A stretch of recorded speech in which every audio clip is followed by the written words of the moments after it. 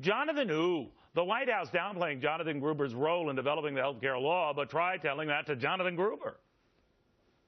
Only one meeting with President Obama during this process, and he had a bunch of us in his office to talk about how to control health care costs. And I got the call the day before, I was driving back to the beach with my kids, and I got the call, President Obama wants to meet you. I'm very excited. I hang up. I say, hey kids, President Obama wants to meet with me. They said, it's great. My daughter says, well, is it just you or is it like a group of you? I said, it's a group of people. She said, oh, that's not that interesting. I don't know if I told you, but I'm kind of a big deal. Anyway, not everyone was laughing. By our count, the Obamacare architect who called American voters stupid may have visited the White House no fewer than 19 times. And it is not just the White House that wants to forget this guy. I don't know who he is. He didn't help write our bill. And so, with all due respect to your question, you have a person who wasn't writing our bill commenting on what was going on when we were writing the bill. Let's put him aside. Wait a minute. Nancy Pelosi, didn't you say this? Our bill brings down rates. I don't know if you have seen Jonathan Gruber of MIT's analysis. You mentioned Jonathan Gruber. All right, so much for Jonathan who. Let's just say all of this is making Sabrina Schaefer a little sick. She's executive director of the Independent Women's Forum.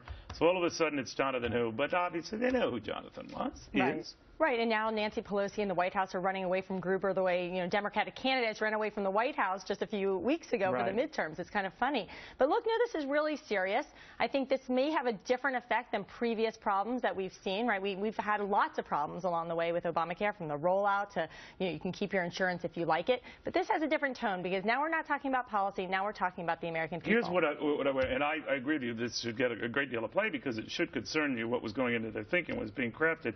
The major mainstream newscasts, they're just not covering this. They're just not that into it. Right. Now, I'll give them every benefit of the doubt. They say it's really, mind-numbingly boring, et cetera, et cetera. Somehow they feel that way about Mitt Romney's remarks in 47. Right. That wasn't mind-numbingly boring. But they're not giving this the play I think it deserves. And that's not speaking for the right or left. It's just a news story. It's a good news story that one of the key architects was saying this stuff. So if that's the case, then what? Well, first of all, I think there's going to be increased pressure because of networks like Fox News that are covering it, and people are saying, hey, we need to hear what's going on because here. Because we're kind of a big deal. You are kind of a big deal, the leading cable network, and I think it's important that people start hearing this. And one of the big things is that, look, Republicans have a real interest in getting this word out. It has been hard to get more support to repeal Obamacare, and one of the reasons, I think, is because people have heard the same messages repeated over and over again. It's going to decrease quality of care. It's going to cost you more.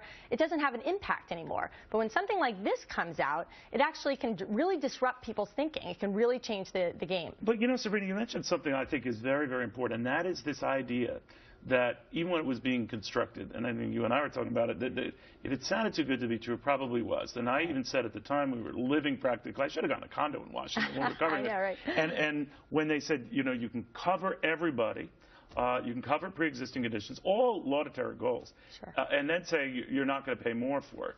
Well, again, I'm not the sharpest tool in the shed, but I do crunch some numbers around here, and I would know and said it is going to cost more. So this is confirming those original suspicions I think a lot of Americans had.